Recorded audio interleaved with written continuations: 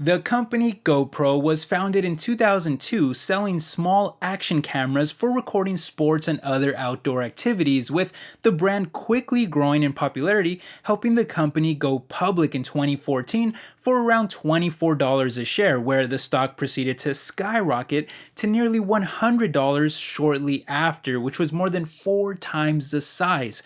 However, since then, the stock has absolutely crumbled, crashing all the way down to just less than $3 today. Now, it has seen a few ups and downs all along the way, with plenty of volatility too. That is a little hard to see on this chart here because of the sheer magnitude of the crash, but overall the stock is still down a whopping 97% from the top. So unless anyone swing traded it at very specific times, the vast majority of shareholders have likely lost a ton of money on this one.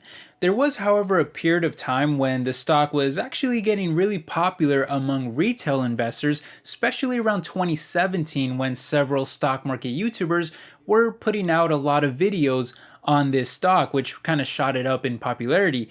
But if you fast forward to today, the stock actually gets very little coverage these days, not too much attention, as again, most people in the stock have lost quite a bit of money on it. It's really left a sour taste in most of their investors' mouth. But what exactly went wrong here with GoPro? And is there any kind of future potential here now that the stock is so extremely low here in terms of the price? Is there any kind of value here? Anything worth picking up for turnaround potential?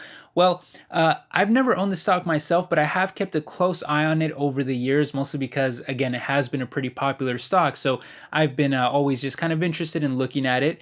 And I did some updated research on it. And so I'm going to share my thoughts on all of it and let you know if I think there's any kind of value here that is worth taking a shot on for the long term. But as you guys know, my name is Ale. This is my world of stocks. Thank you for stopping by. Let's not waste any time. Let's go ahead and jump straight into this. We'll start by taking a look at why GoPro stock crashed, what the cons and issues are. I'll give my updated thoughts on any pros, any positives moving forward that could turn the stock around, and I'll let you know if I plan on picking up any shares myself. So it's going to be a fun one. Let's just go ahead and jump straight into it. All right, now there's really no one single reason for why the stock crashed by so much throughout the past decade, but it's really just a multitude of different things that went wrong for them, which I'll just very quickly summarize here.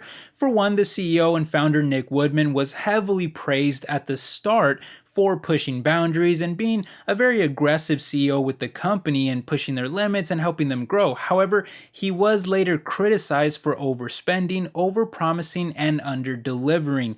Just a few examples of this include his own salary, which at one point was the highest of any CEO in America, the overhiring of staff, which more than doubled their headcount in just a couple years' time, despite the company having relatively low profitability, and they even tried to transform the entire company at one point away from only selling just camera hardware to now becoming what they called an exciting media company that would even develop new TV shows and series for various streaming platforms, including a brand new one just for themselves. How crazy is that?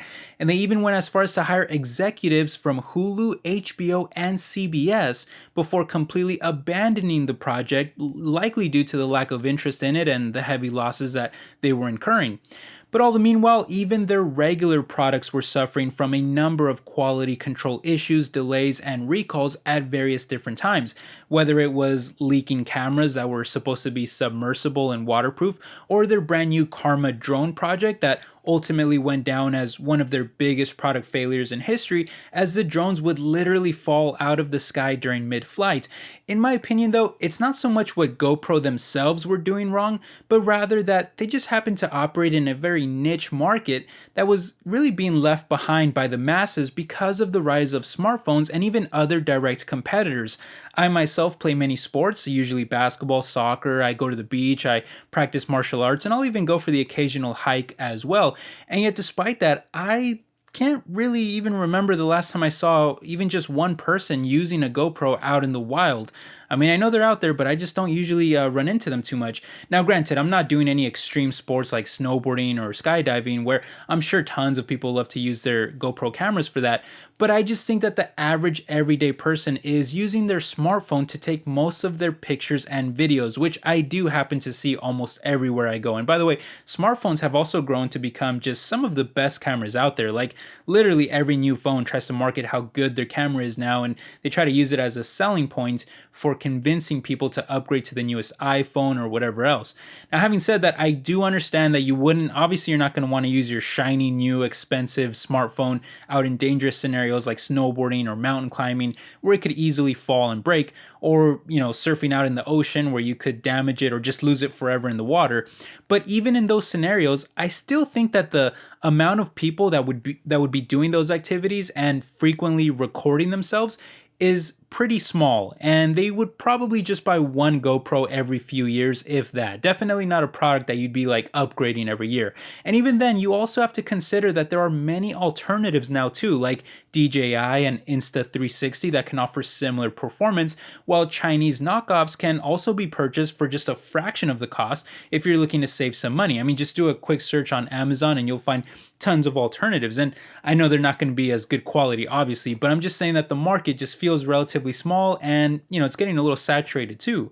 Now, the end result of all of that is that GoPro has really struggled to grow financially, as throughout the past decade, most years have really seen revenue declines without ever having recovered back up to their 2015 high. Even this year in 2023, we'll still see another 6% drop, and that's even after last year, which was already a decline year as well. However, that's not to say that everything is going wrong with GoPro. In fact, there's actually many pros that we should cover now after I did some updated research on them, and these are pros that I think could potentially send the stock rising once again, especially given how cheap the stock has become. So just running through these here, for one, the CEO himself has made tons of course corrections in recent years, cutting the staff to more reasonable levels while also leaving unsustainable projects behind and shifting the company's focus back to what they do best, which is making very high quality action cameras for their specific target audience. And these are all moves that really helped GoPro return to profitability just a couple years ago. Although it should be noted that last year was pretty small and this year has already turned negative once again in each of the first 2 quarters. However, a big part of that is due to macroeconomic headwinds that really shouldn't be lasting forever. And in the meantime, I do think that GoPro is doing all the right things by placing a bigger emphasis on subscription revenue that is much higher margin, and that includes a $50 a year subscription plan that would get you unlimited cloud storage, discounts on their store and on future camera upgrades, the ability to live stream directly from your camera, and free product replacement if you ever happen to break your existing camera as well. It's a very good value proposition for customers, which has resulted in almost 40% of anyone that buys a new GoPro also purchasing the subscription plan to go along with it, which to date, by the way, has already grown to over 2.4 million paid subscribers, and that's pretty impressive. And even if you don't use a GoPro, but instead are always using your smartphone like we talked about earlier, well, they also have their new camera editing app as well called Quick, which gives you various functionalities even if you're not using a GoPro, and it's only $10 a year and has also grown to nearly 300,000 paid users as well. If that success continues, then we could actually see some big improvements to their financials, and Yahoo Finance, for example, projects double-digit revenue growth expected next year with a return to profitability as well. And with the stock trading so low, I mean, the valuation has now fallen to just less than a $500 million market cap, which, considering the billion plus that they do in sales every year, that would leave their PS ratio at only around 0.4, which is considered very cheap, especially if GoPro keeps growing their subscription plans that improve their margins. I mean, we could even be looking at a pretty small PE ratio in the future as well. So once the macro economy recovers and gets stronger, I actually think the stock will have some recovery potential. And yet I am still not touching this stock myself. And it's not that I have anything against them or any kind of personal issues with GoPro. I think it's actually a pretty tempting penny stock. And as we all know, penny stocks can sometimes skyrocket. I mean, it's easy for them to double up, triple up, or even more, but they can also be very poor performers and they can crash, even more than they already have. So they are quite high risk.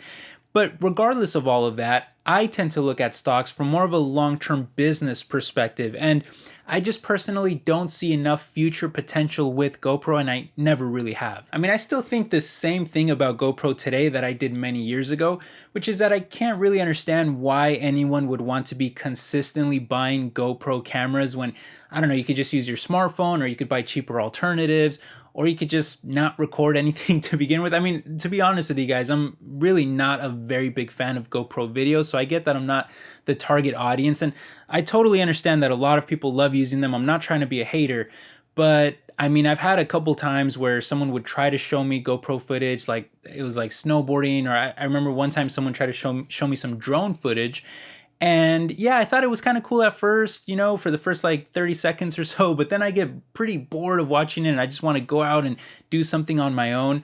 I remember one guy tried to show me like some drone footage one time, and I ended up watching, I don't know, I think it was like 10 minutes or so, it felt like an eternity, but he was super into it and I just wanted to be nice, so I just kept watching it, but I was bored out of my mind watching this drone footage. And I don't know, I'm not big on like Instagram. I'm not big on like watching like other people's photos and videos. I kind of just want to go and do stuff myself. So I get that I'm not the target audience, and I know that I'm rambling a bit here, but what I'm trying to say is that I still just feel like GoPros are for really niche markets and not really made for the mass market, the vast majority of people who, I get, love using cameras and love recording and taking pictures, but you can do that with a phone in most cases. And so I still feel that GoPro's target audience and market is relatively small, and I would rather invest in stocks that have much bigger market potential for the future. So it's not a stock that I'll be buying. I probably never will buy GoPro stock, but again, that's just me, and again, I do understand that the stock is pretty cheap right now. I can totally understand that perspective of it, but I still just think that there's better, safer options out there. But what do you all think? Are any of you investing in GoPro stock even now, after all these years, after everything that's happened? Are any of you invested in it? I'd love to hear your thoughts and opinions down below. If you think I'm wrong about anything, let me know. Let me have it. I'd love to hear your thoughts. We can have a fun conversation down there. But regardless, I wish you the best of luck with any decisions you're making. And I will catch you in the next video, my friends. Hope you're all doing well. And I will catch you in the next one. Take care. Bye-bye.